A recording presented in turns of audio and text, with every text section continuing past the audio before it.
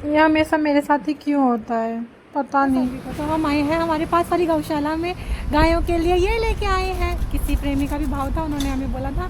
और नाम तो मैं लूँगी नहीं क्योंकि नाम रूप का नाश है, ब्रह्म का प्रकाश है। तो अभी जाएंगे और खिलाएंगे गाय को और देखूँगा कि वो कैसी है। स्वागत है आप सभी का मेरे यूट्यूब चैनल पर। तो बहुत दिनों के बाद आज मैं गौशाला आई थी इनसे मिलने के लिए।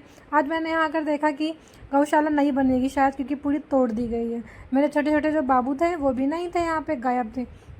ये बड़े बड़े सींगों वाली गाय दिखने में लगती है इनोसेंट, लेकिन ये मारने के लिए तैयार रहती है क्योंकि इन्हें डर लगता है, शायद हम पता नहीं क्या करेंगे।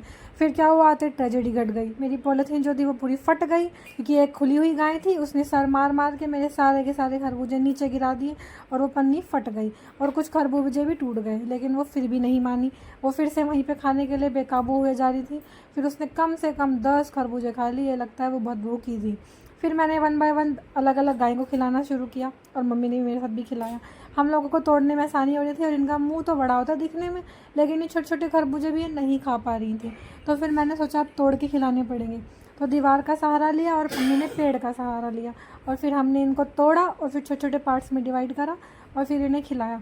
और ये बहुत ही स्वाद लग रहे थे इन्हें, क्योंकि खरबूजे गर्मियों में बहुत मीठे मीठे आ रहे हैं। आप लोग भी खा रहे हो तो आप बताओ कि आपके यहाँ खरबूजे कितने मीठे आ रहे हैं। मेरे यहाँ तो खरबूजे बहुत मीठे मीठे आ रहे हैं। और ये सारी की सारी गायें बहुत ही मज़े से खा रही थी, एक के बाद पूरा हाथ से खींच खींच के खा रही थी। उसके बाद फिर क्या था, ये डिफरेंट डिफरेंट गाय तो थी, लेकिन यहाँ पे सिर्फ 4 गायें थी।